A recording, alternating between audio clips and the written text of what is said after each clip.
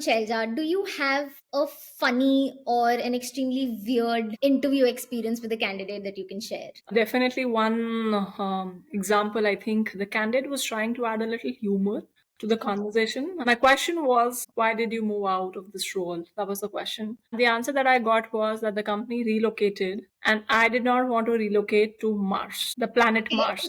And honestly, I mean, I took a minute. So exactly, I'm like, what is this humor or what is it? And then the candidate started laughing that yeah, just adding a little humor. It was a sales role, and clearly the candidate wanted to do something different so that I remember. So I mean, I get the pitch, and then I mean, I think he was successful because I still remember, and it was yeah, I still remember that part. So yeah, that's what I can say. But nothing. I mean, we've had a lot of experience, but just to highlight one, this is something was like really strange for me. It caught me also by surprise for a moment. Yeah, I was Okay, so of course you take a ton of interviews. Who for you, Shelja, is a winning candidate? See, winning candidate, the most important thing usually we check is skill.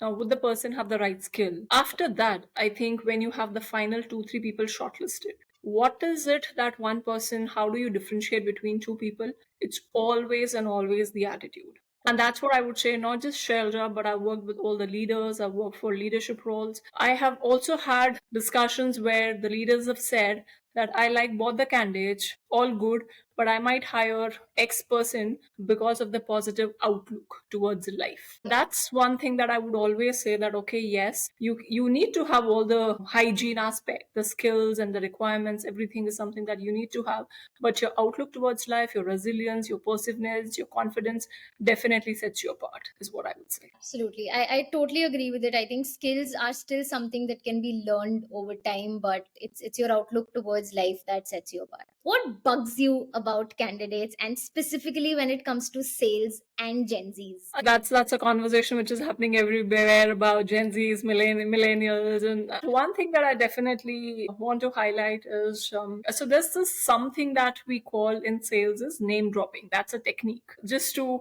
prove the social acceptance, your credibility. You do that, but I would say is do it very strategically and ethically. A lot of times when I see candidates starting with the name drop and that continues, I think that's when I am completely off, because either you would get into details that okay, if you know this person, do you know this, that, and it's more of confronting, or it purely seems, I mean, if I just tell you how it's perceived, if it's not done right, it seems to be very arrogant and insincere. Coming back to the first question, what is it that sets you apart is your outlook and your sincerity, and that's where people lose. Do it, do share your credibility, your social credibility that you've built, but do it at the right platform. You don't start with name dropping, is what I can say. There has to be a line with everything. This is something that I am extremely curious about. You know, when you post a job, right, whether it's on LinkedIn or any other platform, for four positions you're probably getting 4,000 applications.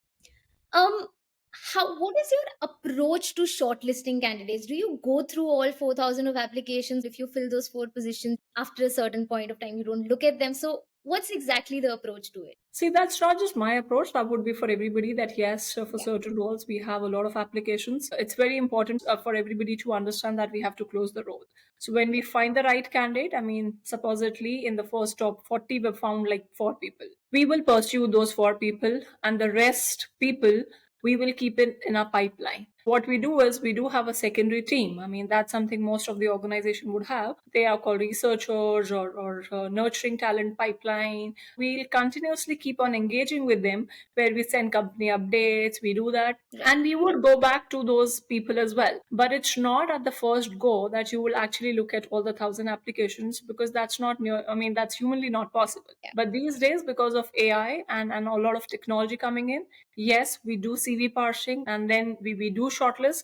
So that really helps. But I'm saying from the time I started my career where AI wasn't so integrated with recruitment, that's what you would do, that once you found the candidate, you proceed, take it forward, and then maybe keep the rest of the candidates in your pipeline and engage. No, that makes a lot of sense, and that brings me to my next question. So what do you look for in a resume when you're at the screening stage? First, what I would look at it personally, me, the right formatting. See, it's very basic, Yes. but it is something that are you presenting your skill sets, work in very clear, concise manner? Honestly, we have to understand there are 1,000 applications, and the recruiter will actually spend not more than 10 seconds on one CV. Yes, with AI intervention, yes, the CVs are shortlisted, but when the CV is presented in the right manner, it is about presentation. That's when we can actually look into it. The other two things would be a professional summary. Is it coming out clearly? What is the person all about? What's the kind of experience that the person holds? And then would be the achievements. It's very important for us to understand that what has the person contributed? Is it just the current role or beyond? So I would say these are the three things. This particular piece is going to be extremely helpful, especially for people, who are just starting off in their professional journey. Yes. So thanks a lot for adding that, Shelter. Now, once we have the right candidates on board, we've all heard about the 30, 60, 90-day plan. How crucial and critical a good onboarding plan is, do you think? There are books written on 90-day plan, first 90 days. It is very crucial. It is crucial for the HR, the hiring manager, and the employee. And therefore, you would see that a lot of big companies have a separate onboarding team. In a lot of companies, there is a buddy assignment, making sure that the person is landed up with the right infrastructure, right roles and responsibilities. So, a right onboarding and expectation setting is very, very important, because that's when you are actually understanding the company. If you want somebody to hit the ground running, it's very important to give them the right platform where the person can run, or else that 90-day can actually become 9 months as well, and then you reach to a point where you don't even know what you're doing in an organization. Absolutely. I Yes. think it's a make or break situation Oh, completely. Oh, completely. for any company. Thanks a lot for doing this. I think this is going to be extremely helpful for all the candidates out there who are trying to break into the career or just generally know, your side of it. So thanks a lot for doing this.